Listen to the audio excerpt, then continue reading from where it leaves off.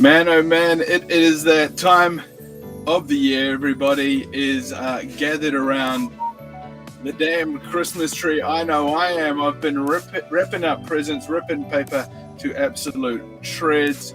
I can't find the edge of the sellotape. Can anyone else? I'm having a big problem over here. Ladies and gentlemen, it is Christmas. You've all survived, 19, 20, 21, 22. We're not gonna stop. I can tell you that much, ladies and gentlemen. And what have we just started? Man, oh man, we've just started this Talkback Sundays. So I advise, if you're thirsty or if you're in a rush, go ahead, grab yourself a drink. And on that note, smoke him if you got him. Everybody, we're going to have a big old show tonight. It's your brother, Benny Mack, and we're back. Spreading a little bit of Christmas joy right here on Talkin' Smack with Benny Mack.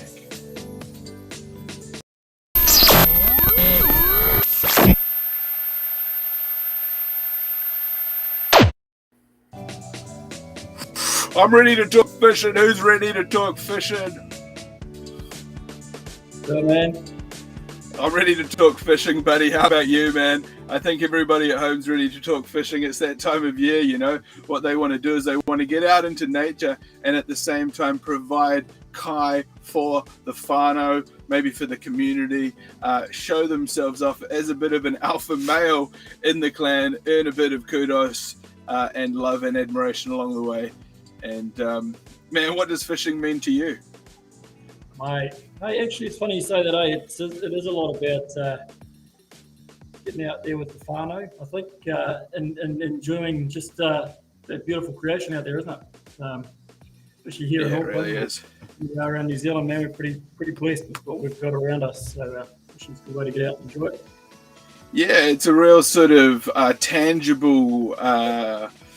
it's a tangible thing that you can do while exploring, while going on a bit of an adventure, and you might even make a few discoveries along the way. Because, man, oh man, it's like they call it the underwater world, don't they? And it truly is. It's awesome, man. Yeah, what you see out there is quite incredible sometimes. You go out to try and catch a fish, but end up seeing a great big whale or I was out with a flounder swimming along the surface in 20 metres of water. What's a flounder doing swimming on the surface at 20 metres? I do not know, but strange. Yeah, right.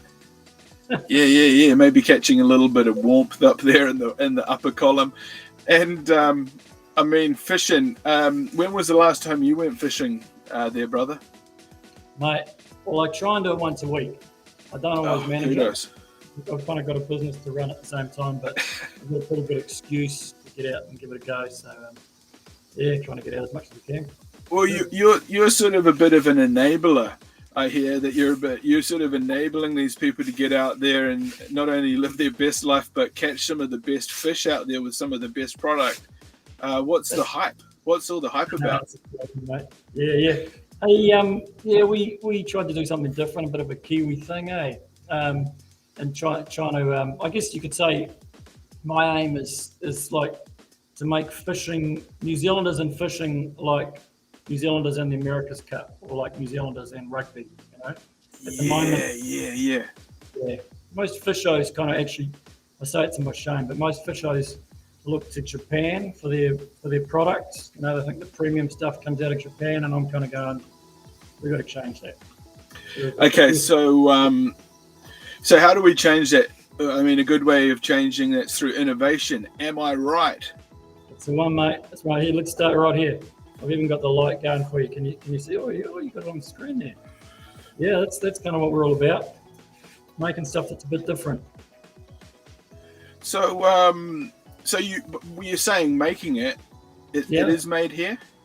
It's not. It's designed here. Unfortunately, fishing lures would be about 4 or 5 times the price if they were actually manufactured in New Zealand. But it's designed here, is it? It's designed here. I make the little molds and make all the prototypes here, and test them in New Zealand waters, and then the actual manufacture happens offshore. Okay, so you're making it happen. You're making it happen, and you're turning New Zealand designs into reality, and you're getting it out there, and you're innovating, and you're letting people. It's almost like you're open sourcing the R&D on this one. Yeah, we try and take people on the journey, That's what I found quite early on. I designed my first lure, and the point of difference, if you look at that little graphic there, you can see me actually sticking a light into that fishing lure that's on that web page you just put up. Yeah, on the mouse there. Yeah, gotcha. Okay. Oh, so you're you're inserting one of these. Is that a disco light? Is it? Is it sort of disco light or something different? Kind of what we call it. You can see one flashing there on my screen now. So I put a bit of toothpaste on it. Secret ingredient. If you want it to flash forever, put toothpaste on it. So there we go. That's what we started out with, a lure with a flashing light in it, and it kind of captured everybody's imagination. Fortunately, it captured a lot of fish too, so we were on one.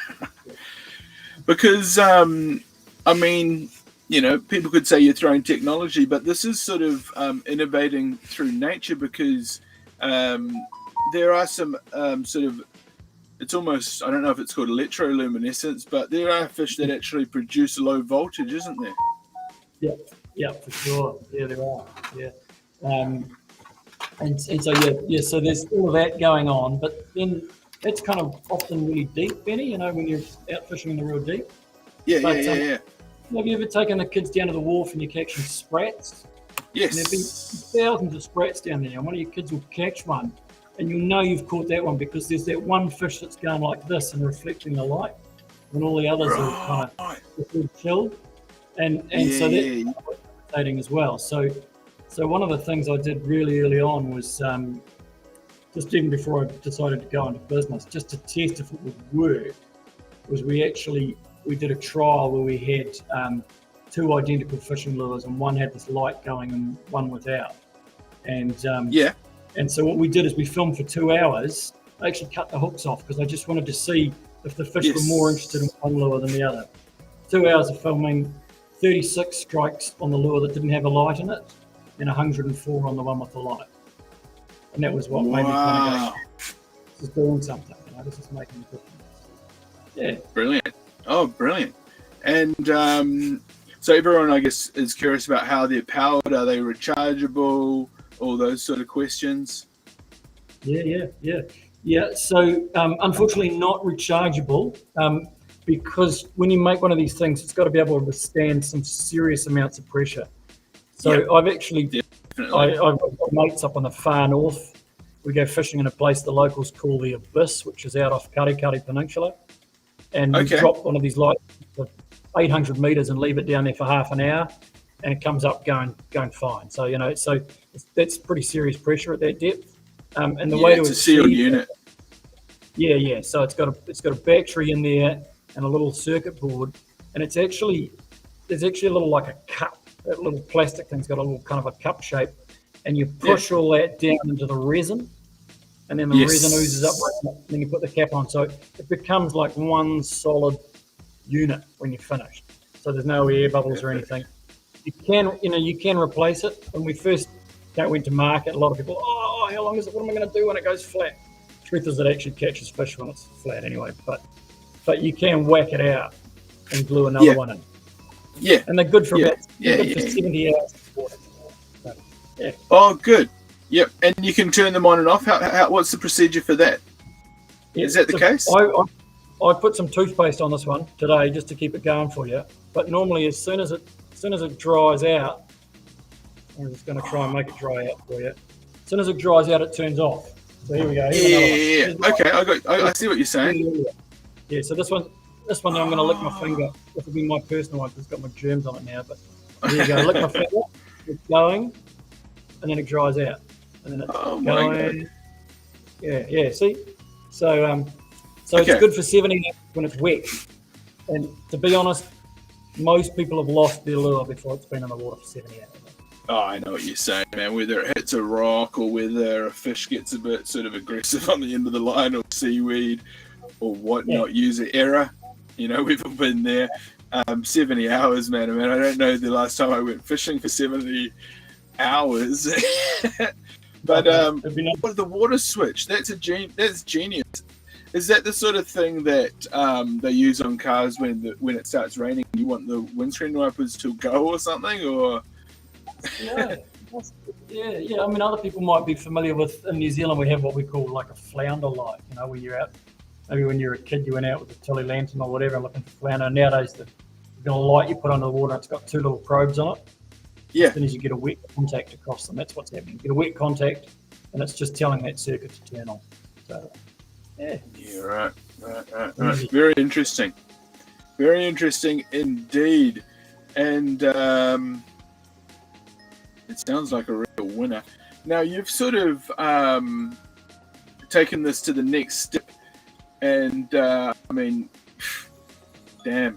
A lot of people have almost actually got more time for fishing. Am I right? Yeah. With all these lockdowns.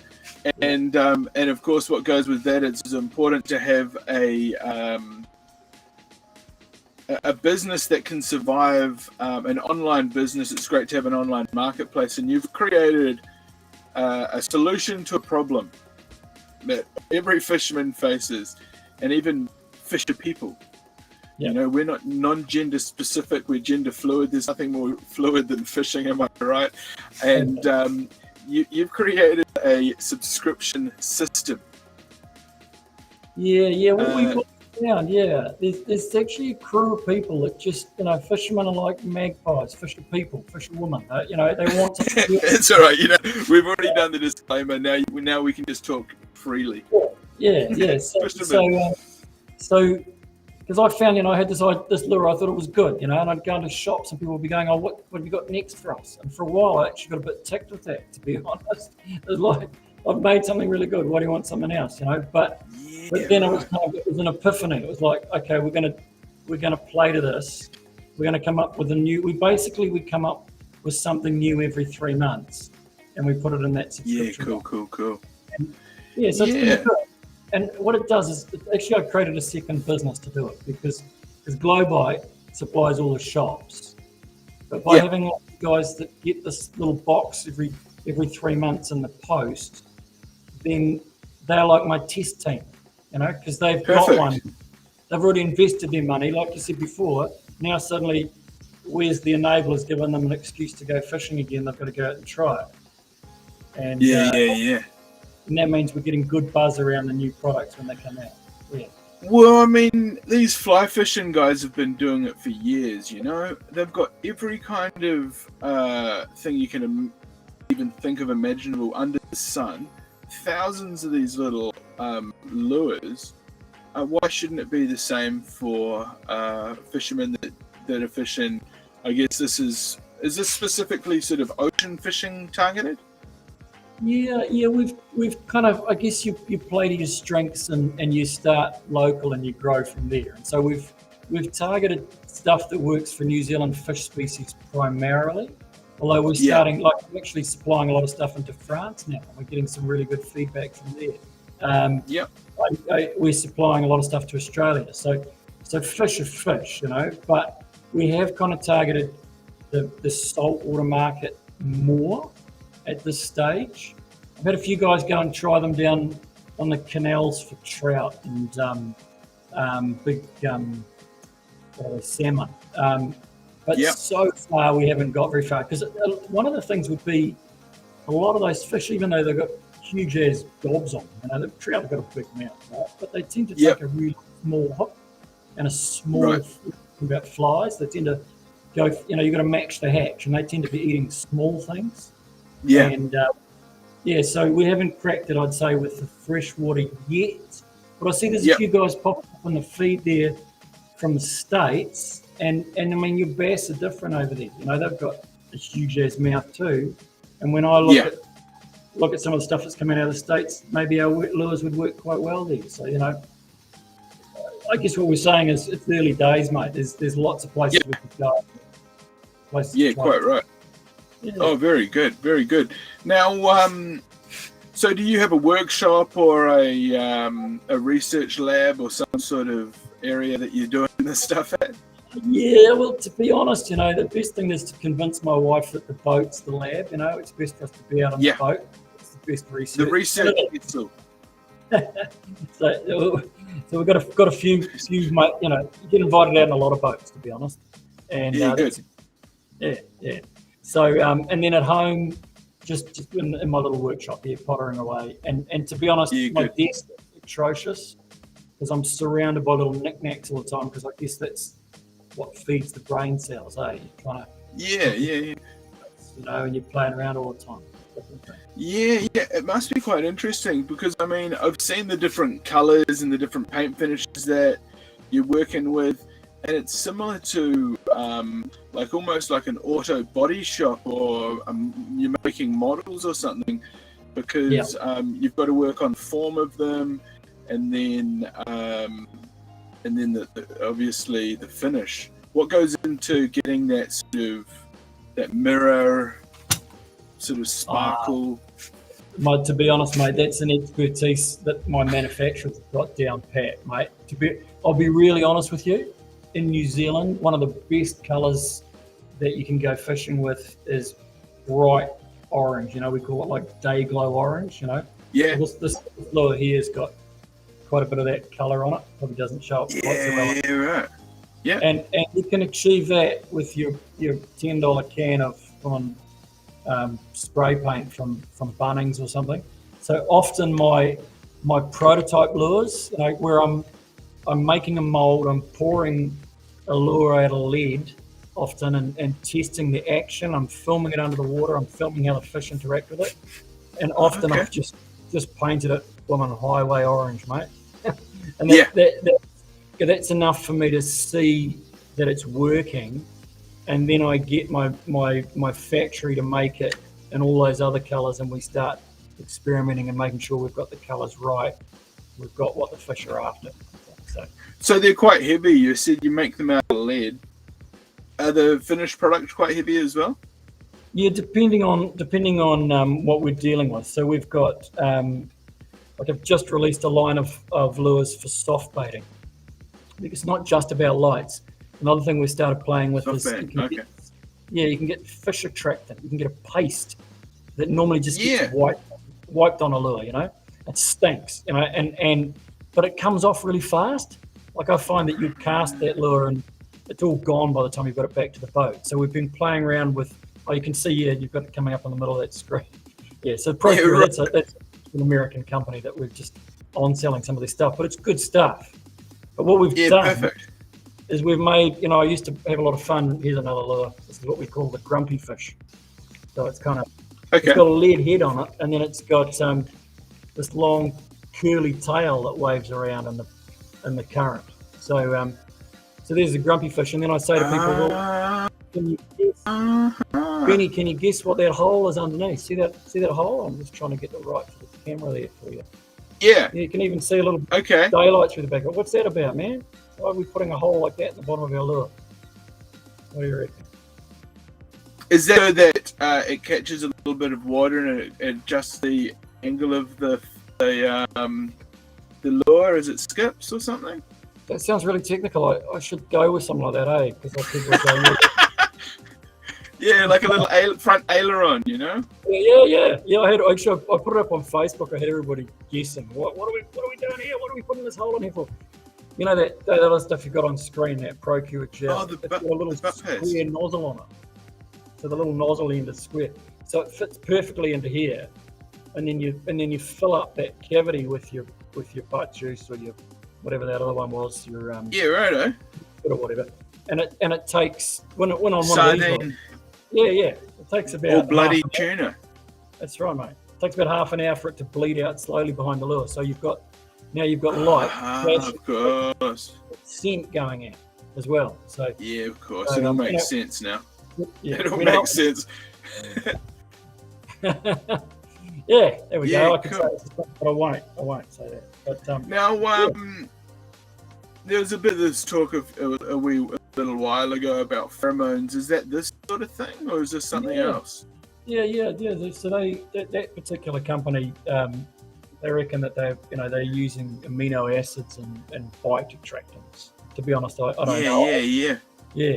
So I have played around with making my own, but it's quite complex business making that paste. So.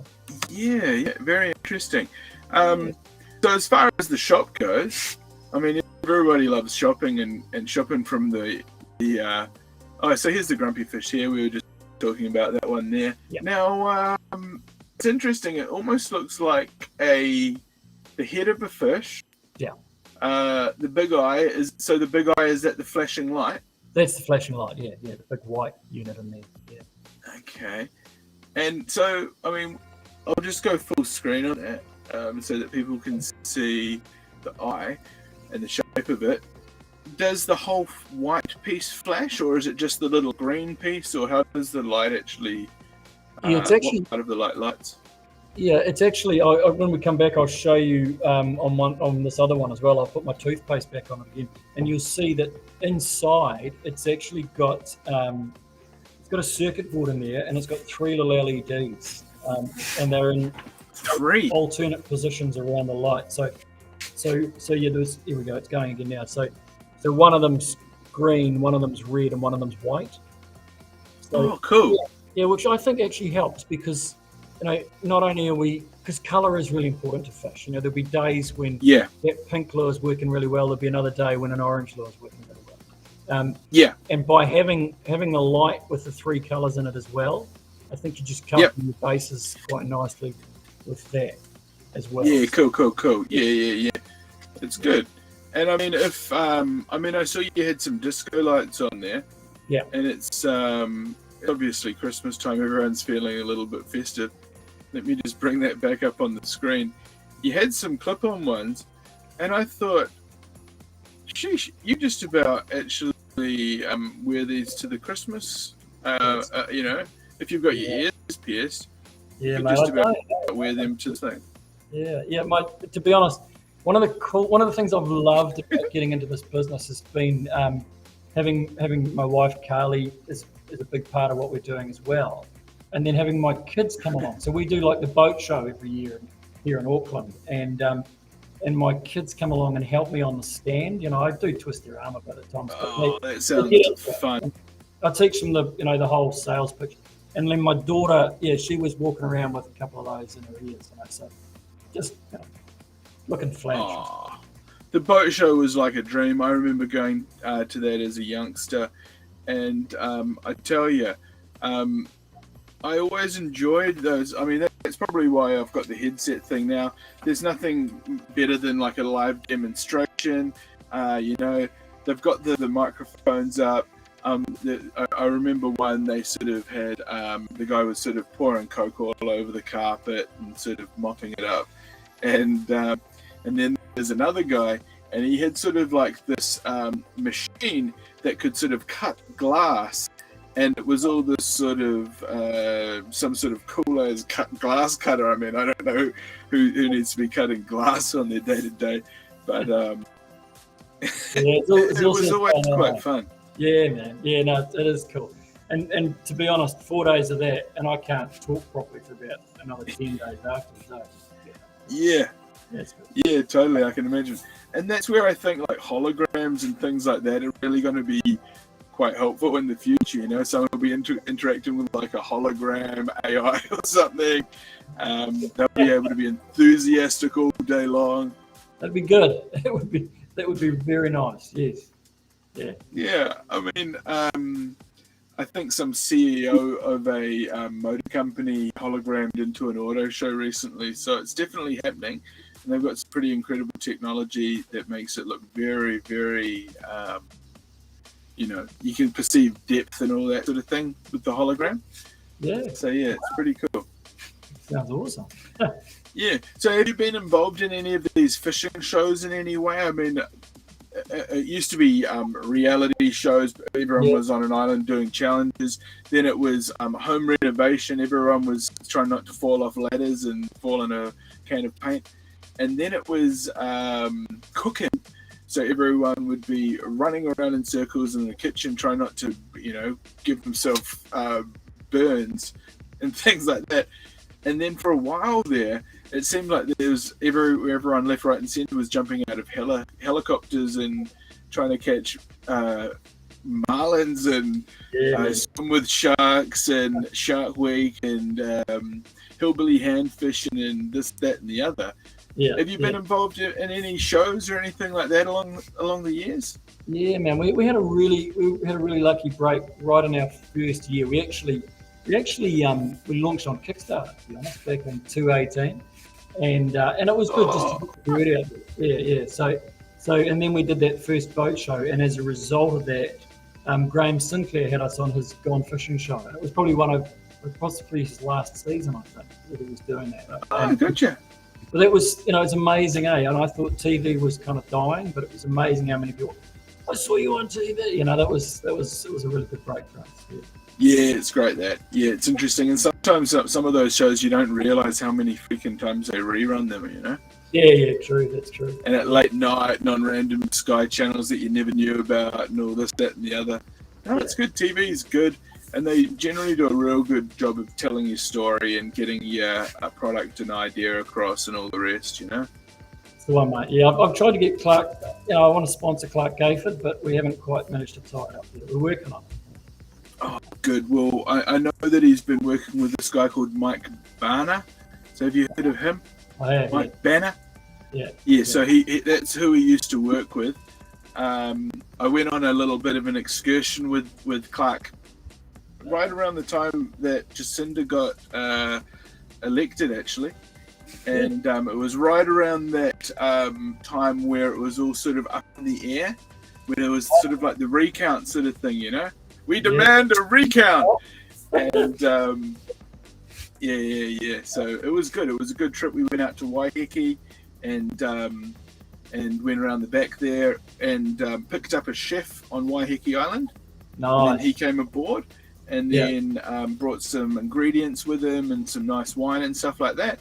And then went round, and then Clark was targeting like red coloured fish. For the theme of the show. It was kind of like Chinese New Year theme or something like this, because of course they're catering to the international market, so they've got to work these storylines in. So he was targeting red fish, and then he got in and went spearfishing and as well. So there's some real fishing, some trawling, some spearfishing, mixing it up a bit, and then they had a bit of a cook up and enjoyed a few wines and things like that. And that's sort of that's how they were doing his show. Yeah, it's good. It's entertaining, good stuff. Yeah, and you just go away for a couple of days, and the boats, they just sort of go, this boat agent's got this one here that's for sale, we're going to take it out, and you basically turn it into a little pitch for the boat that's for sale, don't you? And that's how they seem to be doing some of the episodes anyway. I only did one episode with them, and then I think life changed for Clark a wee bit there. It's not about United or something all of a sudden, eh? Yeah, I mean, it's a studio that could be worth $500,000 and you don't have to own it, eh? You can just that's it, and people were happy to see their product showcased on TV, and it's good for that sort of thing. So you're always innovating. The LED is a success.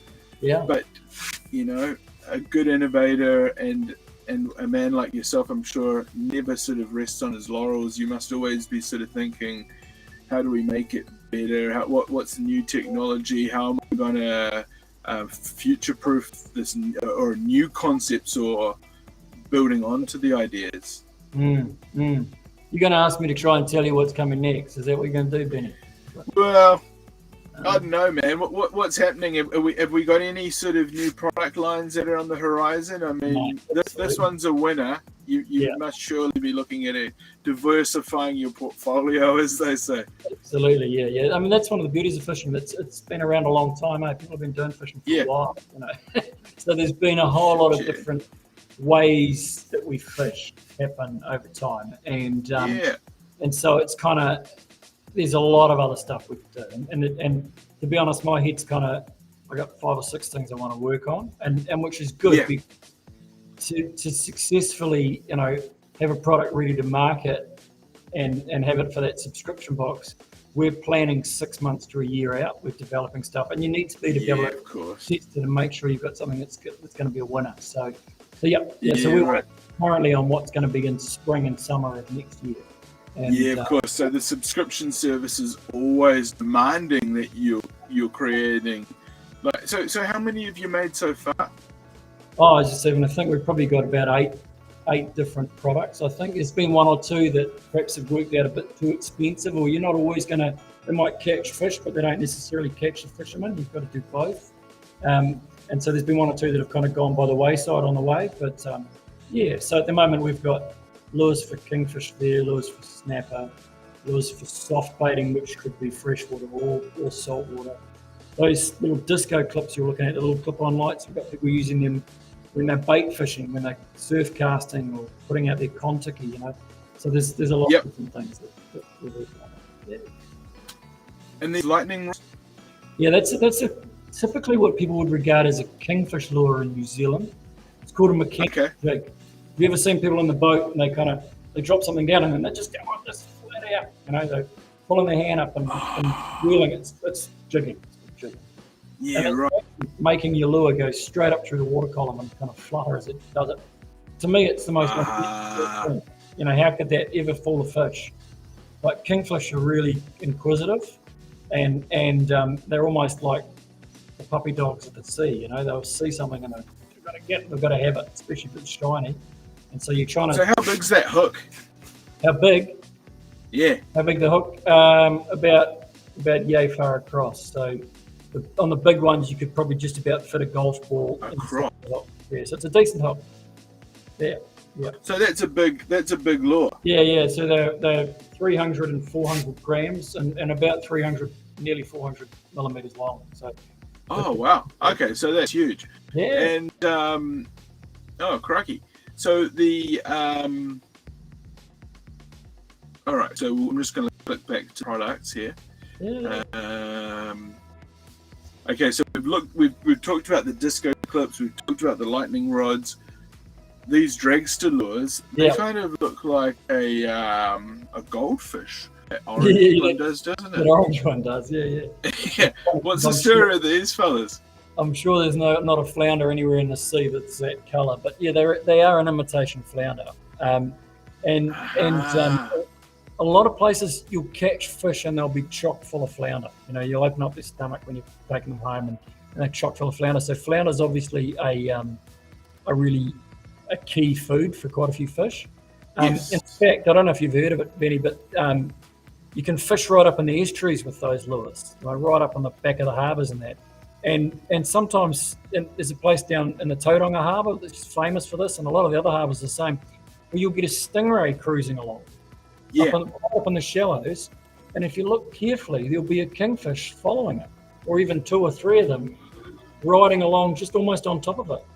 Because what they're doing is the little flounder, when the kingfish is swimming around, the flounder sees him coming and he goes, ooh, and he sticks to the bottom, right? You know, and he doesn't move and the kingfish never sees him.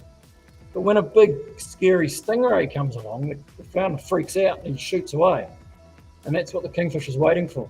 As soon as that flounder darts away, the kingy's in there and grabs him. So that was part of what inspired us to do that lure, you know.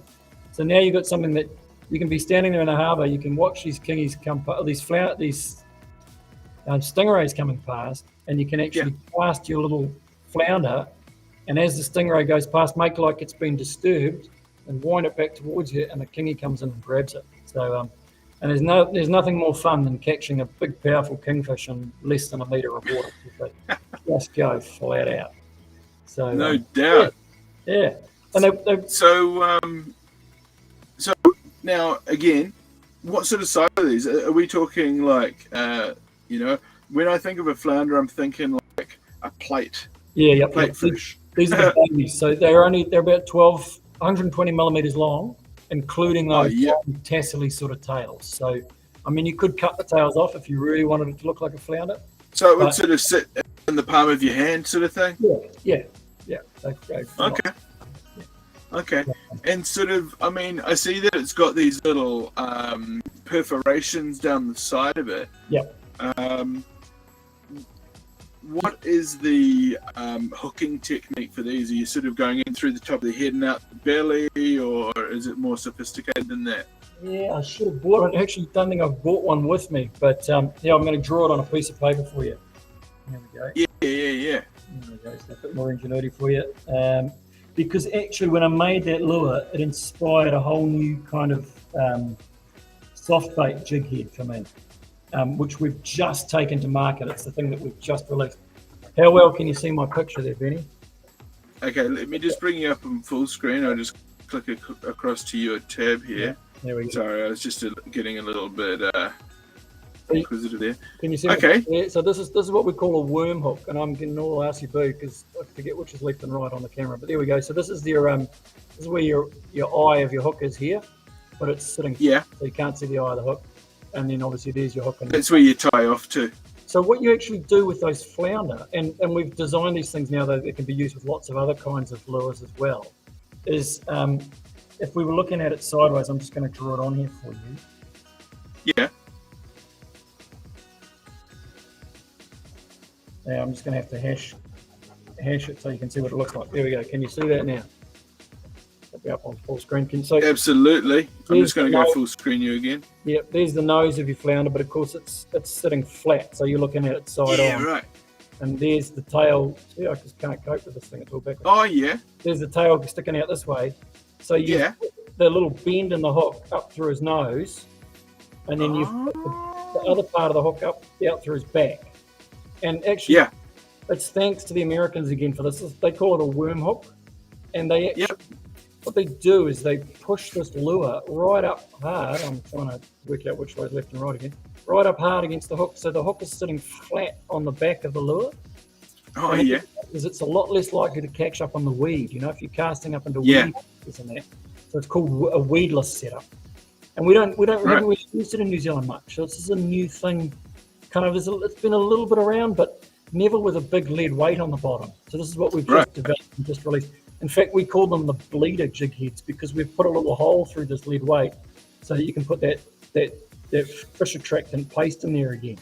So that's our right. So no light on it, but designed for fishing flounder, and you can use it with all manner of other what we call soft baits or soft plastic lures that imitate fish. And so you're fishing it weedless by pushing it up against the hook. And then the other thing is you've got your weight underneath, because most of this is what we call soft baiting in New Zealand. Yeah, there you go. You can see it set up on that one. But unfortunately, that's my header on my website, and it kind of shades. Yeah, that's fine. What I can do is I can just scroll down to these. There they are. Yep. And can you see I've put a little fish face on them? Yeah, I see you've done that. That's quite cool, isn't it? Everybody likes a bit of personification. They like them to look like there's a bit of personality in them. So. Absolutely. So there we go. So 1 ounce, ½ ounce, quarter, or 2 or 3/4 ounce. Let's click on the 2. Yeah, that's the big boy. That's the one you fish in 50 meters of water. So, and this is different from in the United States. When they fish these things, they're probably fishing in a lake or a pond or something and fishing really shallow a lot of the time. So for us in New Zealand, we need to be able to fish deep, so we've got to do it different. Is that something that you can drag across the bottom so it imitates the flounder, or how's that sort of? Yeah. Did you notice that those flounders are called dragsters? It all makes sense, and I like how it's got that sort of. It's almost like the bow of a boat, isn't it? The front of that nose of that fish there. Yeah, it stops it from catching on the bottom so much. You know, you want to be able to. What we call it the dragster, because the other thing you want to do is rather than fish it actively, trying to twitch it and bring it back. Yeah. You can do that. There's a place for that. But then sometimes you get bored, so you just flick it out behind the boat and forget about it. And just let it go. Right. So you can sort of use it for trawling. Yeah. Or just dragging on the bottom when you're drifting slowly. And so you can just cast it. You can just like do a huge cast. Like that's what I used to like to do. Was just sort of like how far I could cast, really. Yeah. And then could you just sort of just slowly just bring it in, drag it across the bottom, and then just keep casting it out. Yeah, that's the one, mate. Yeah, you want to make it look. When you're doing that, I love that kind of fishing because you're trying to imitate the whole thing is the skill in trying to trick fish to think that he was going to get dinner. He thought that was a real live fish because of the way he twitched it. Let it die and let it kind of, oh no, it's just struggling, it's obviously wounded. That's what it's all about. Right. Yeah. So you're sort of, because I heard someone talking today about chickens. If you've got a lame chicken in the chicken coop and it's bleeding or something, the rest of the chickens might come in there and start attacking them. Is it a bit like that in what's that, buddy? She's a cruel world, mate. Yeah, well, it's survival of the fittest, and that's sort of the rules of the jungle or whatever they say. But is it the sort of the same thing in the aquatic world? I think so, mate. You've done a bit of, you're a Kiwi bloke, you've done a bit of snorkeling and things like that, You've been out there and you think, you dive under the water and you go, well, why can I not catch a fish? There's fish everywhere down here, and they've got their mouths closed, they're not always hungry. And you look, you go, all these big ones, all they need to do is go like that and grab a small one. But they don't, right? Because they're real energy conservation, they're real chill. They wait till there's that wounded one somewhere and then boom, they're on it. And that's what you're trying to imitate all the time, because they don't want to waste their energy chasing and not catching. So you want to fool them into thinking this guy's a goner, and I'm going to finish him off. That's what it's all about. So what about the islands? Are you selling much of this stuff up there throughout the Pacific? Those guys just fishing like non-stop. Yeah, we should be, mate. We should be. And this is why it's good to to be chatting on your show. To be honest, Carly, my wife, and I, we're a one woman, one man band, and we're getting there slowly. So I won't lie. I won't say that we're supplying all the islands at the moment, but we probably should be. But at the same time, it could be. Yeah, probably some different kind of lures for their fishing as well, to be honest. Yeah, well, that's it. I know there's a lot of reef antics going on in the islands, and we don't really have that problem with coral over here, and your line's getting caught in it. I imagine that could become quite frustrating. Have you got any experience fishing in the tropics or anything like that? I've done a little, but not a lot, to be honest, mate. One of the things that I've found is you can put in a lot of hours, and and it's good, and you need to get experience. But that's where it's so much better if you're running something like this subscription thing, where you've suddenly 1,000 people that are all getting your stuff and trying it all over the place. And that's the beauty of getting that feedback from a lot of people. And to be, I've got a guy that I'm corresponding with at the moment who's almost up in the Northern Territory of Australia. So these, what we call these slow pitch lures, they are his forte, So even before while I was still making just rubber molds and playing around with making some lead ones at home, I was talking to him and going, what works for you guys and how are you fishing them? Because to be honest, New Zealand, they work here really well, but we're still learners when it comes to these guys, So why not talk to them that know their stuff?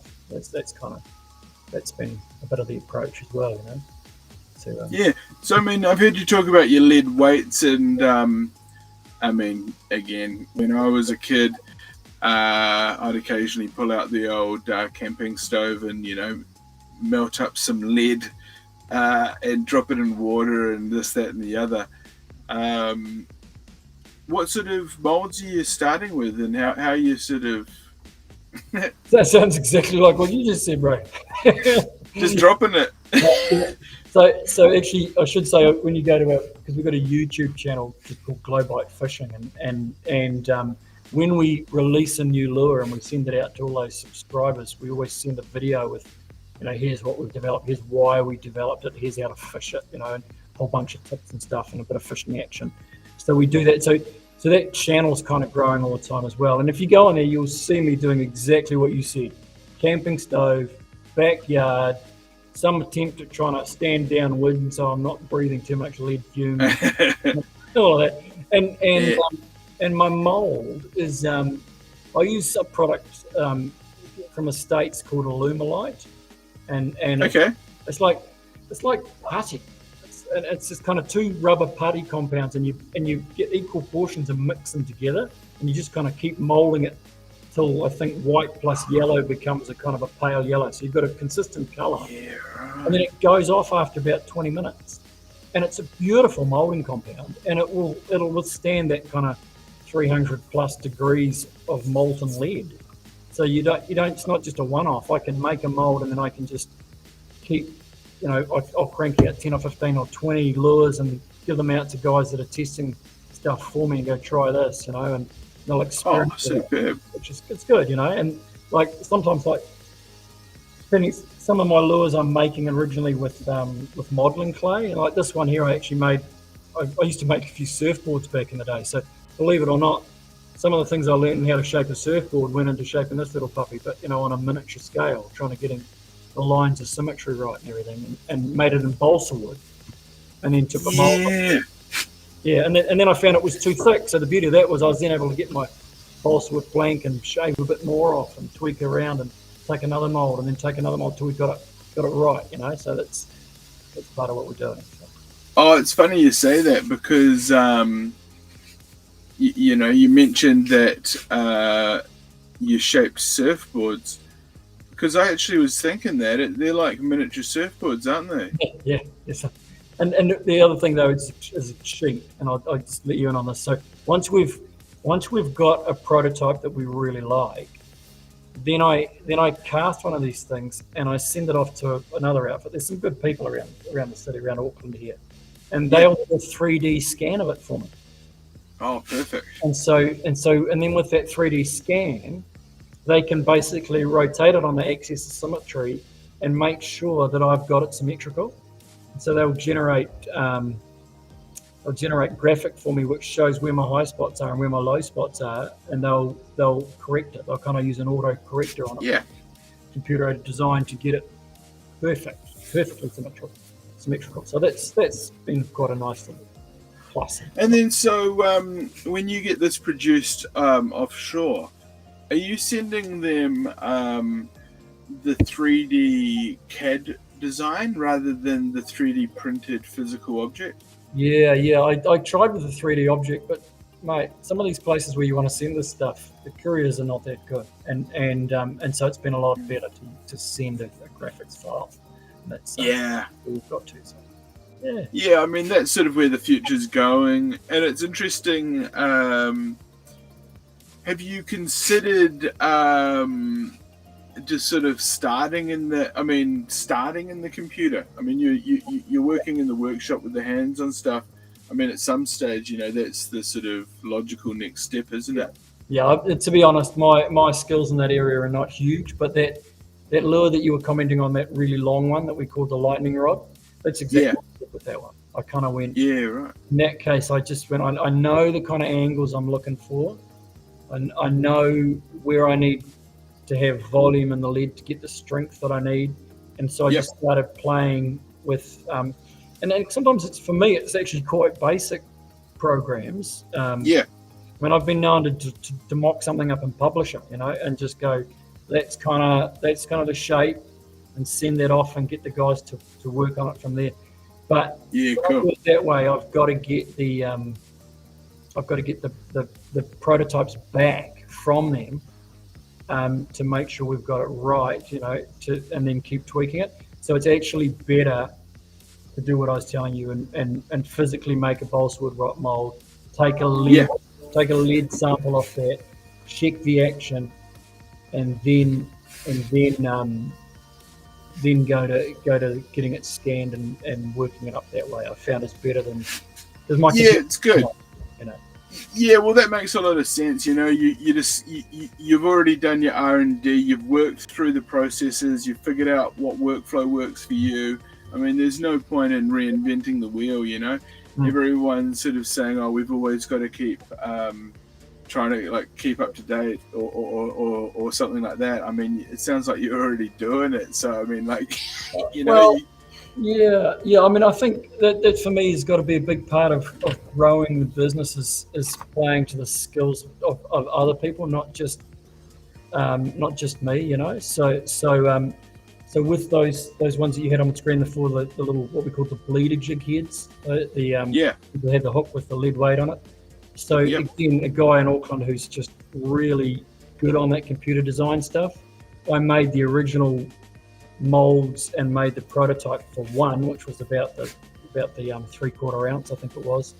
And then he took, scanned that, and from that he was able to, and I don't even know the exact terminology because I don't know how all this stuff works, but one of my videos on the YouTube channel, I'm sitting there in his office and we're kind of rotating it and going, well, let's, we had to take it from 3/4 ounce into that great big 2-ounce puppy that you had on screen, so I see.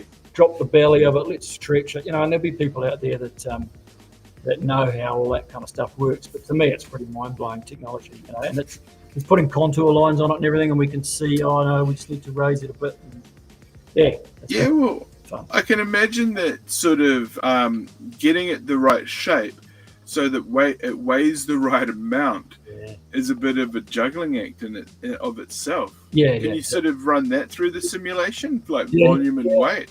He was actually delighted that I came with that job because it was the first, gave him the excuse to play with a new program. I've forgotten the name of what he was using, but he could actually, it's always it's calculating the volume, and then he's into it, the specific mass lead, so it's calculating your mass all the time. And we were literally going, but we want it to be another 0.2 of a gram heavier than that. And we're playing around. So that's cool. Yeah, that is cool. That is cool. Because it's interesting when you've got products like, I guess the quarter pounder is the perfect example, isn't it? You take that meat patty and slap it on a scale and it's never going to be a 1/4 of a pound. Yeah. So it's sort of, is a little bit more a good thing or not, but no, just being able to actually use the technology, being able to volumetrically figure out the mass inside of a simulation. It's pretty cool. It's pretty cool that you're able to go that far with it. It's been good fun, mate. So and like I said, originally it was like literally modeling clay, but as we've grown the business, we've been able to access some of those resources and those skills that other people have got, which has been really good for it. So it's that time of the year. Everyone's trying to figure out what everyone's left it too damn late. Half of the people are freaking out, like they don't even want to have to step into malls because whether it's they want to check your pass, scan your card, or wear your mask. Some people just want to go fishing, damn it, and maybe they're already away on holiday. You've got gifts, you've got subscriptions, maybe a gift. How does gifting work? So with the subscription thing, that's been a bit of a trick, because you've got to get that person, the right person, to put in all their email details and everything like that. So we do have people that subscribe their friend, but it's hard to make sure that you've got the friend's address and the friend's email address. And so the gifting was the way to do it. So you buy, so for the subscription box, our basic entry level is $10 a month. Gets you about $45 worth of product in your box every 3 months. So how does that work? So you're getting a bit of a discount on it. So that's what, $120 a year, and I think $20 for the courier. So a $150 gift voucher. You could get that for your mate, and they'd have the subscription box to send out to them 4 times a year, and they'd have a bit of change left over to grab a fishing lure off the side as well. So. Yeah, perfect. Okay, so these vouchers are on-site currency, effectively. Yeah.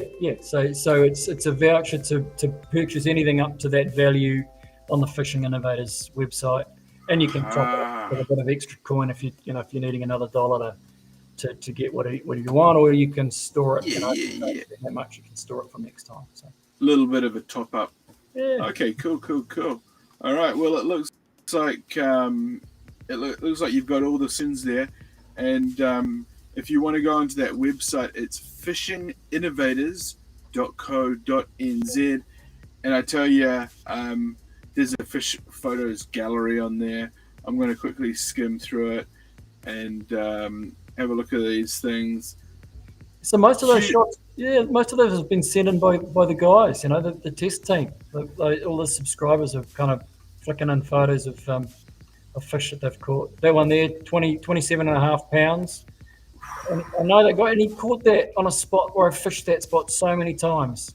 I've never caught a fish anything like that. And he goes out there within a week of us releasing that lure and catches that fish.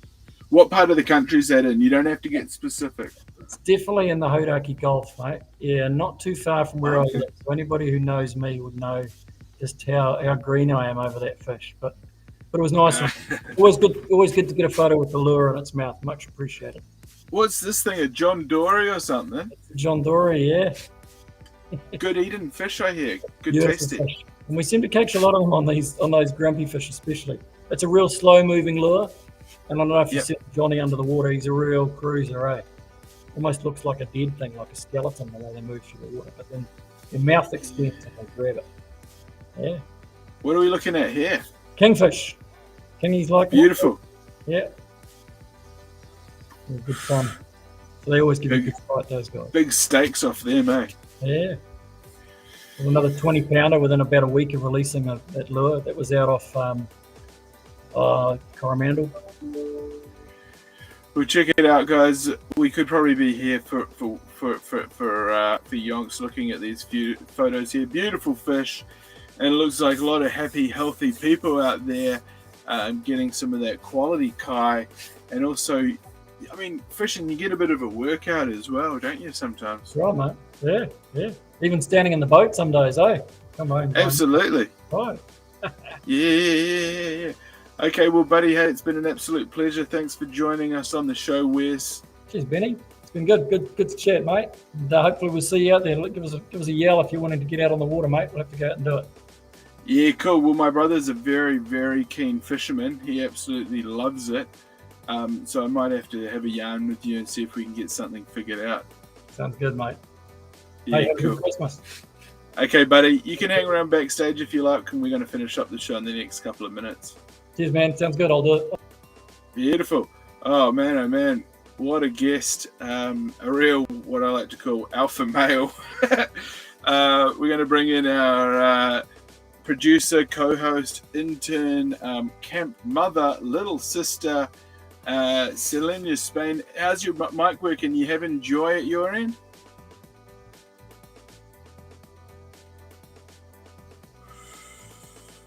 Slight technical difficulties here, ladies and gentlemen, but I can assure you she's been working all week, and she's been making sure that this production happens. And you've got your festive lights up there. I see they're creating quite a cool sort of streaking effect, aren't they? Very cool. Okay, Selena. So, what's happened to your mic? Is it really not? It's scuffed. Can you plug it in, plug it out 3 times?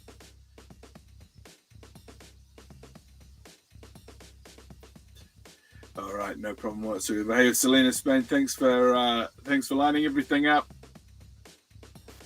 We'll talk backstage. Yeah, I'm pretty sure it's check 1 2 3.